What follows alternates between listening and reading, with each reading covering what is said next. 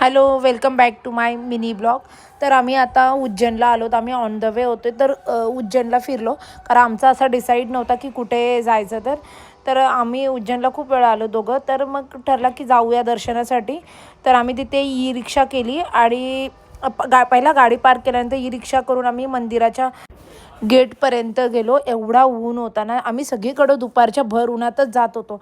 आणि यावेळीचा ऊन तर एवढा डेंजर होता, कारण आम्ही सगळीकडे लेटच उठत होतो. त्याच्यामुळे आम्ही दुपारीच पोचत होतो.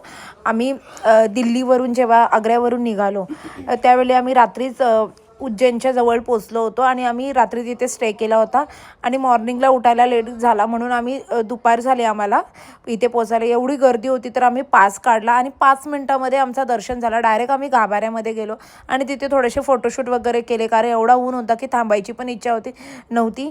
आणि त्यानंतर दर्शन वगैरे चांगला व्यवस्थित एवढा भारी झाला ना, म्हणजे मन प्रसन्न झालं. आम्हाला 5 मिनिट पण तिथे थांबायला भेटला आतमध्ये. आणि त्यानंतर आम्ही बाहेर निघालो आणि असा होता आमचा इथला उज्जैनचा आणि शेवटचा प्रवास. जी उत्तराखंडची ट्रिप केली होती, तर इथे हा शेवटचा स्पॉट होता. आणि त्यानंतर आम्ही रात्री घरी पोचलो. तर ही अशी उत्तराखंडची आमची जर्नी होती. आवडली असेल तर बघा. बाकीच्या पण व्हिडिओज मी टाकलेल्या आहेत. तर व्हिडिओ आवडले असेल तर नक्की लाईक करा, शेअर करा.